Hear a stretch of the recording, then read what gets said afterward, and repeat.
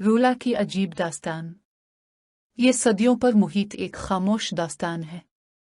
एक ऐसी दास्तान जिसमें अकीदा, खौफ, सब्र और शनाख्त के बिखरे हुए नकूश आज भी दीवारों से झांकते महसूस होते हैं। इस खातून का नाम रूला है। ताल्लुक स्पेन से। वो बयान करती है कि उसे अपनी नानी के कदीम घर की दीवारों पर अरबी खत में कंदा इबारत ला ला अल्ले नजर आए।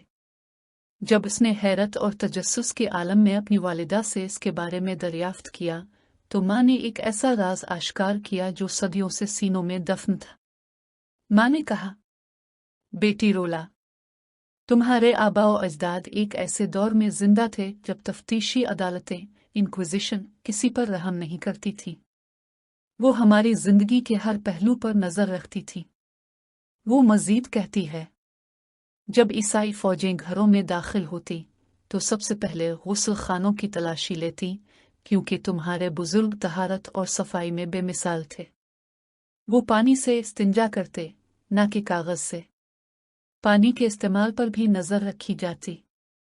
जो शख्स ज्यादा नहाता, घर को साफ रखता या सहन में पानी छिड़कता, इसे फौरन वजू और नमाज का पाबंद समझ लिया जाता और उसकी सजा मौत थी। यही वजह थी कि तुम्हारे अजदाद अपनी पाकीज़गी को छुपाते, अपने घरों को खामोशी और खौफ के साए में साफ करते। माँ ने मजीद बताया,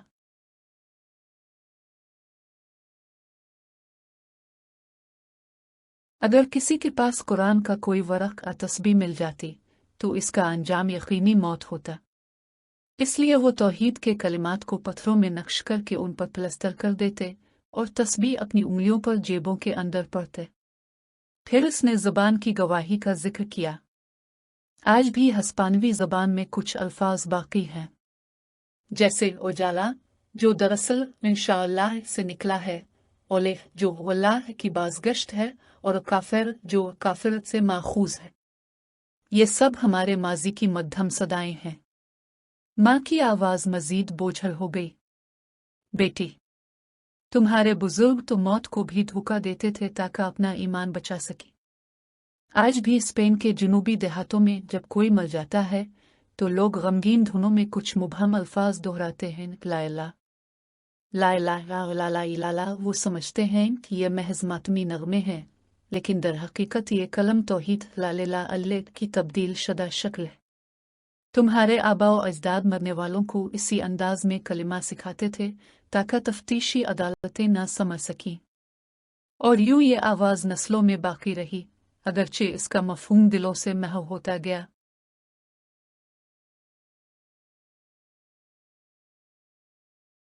अब जब मैं हकीकत जान चुकी हूँ तो खामोश नहीं रह सकती। मुझे भी अपने अजदाद की तरह मुसलमान बनना होगा। मैं अपनी असल की तरफ लौटना चाहती हूँ और इस अमानत को थामना चाहती हूँ जो उन्होंने अपनी जानों और खून से दीवारों पर सब्त की। रोला ने तहकीक शुरू कर दी और बिलाखिर मुसलमान हो गई।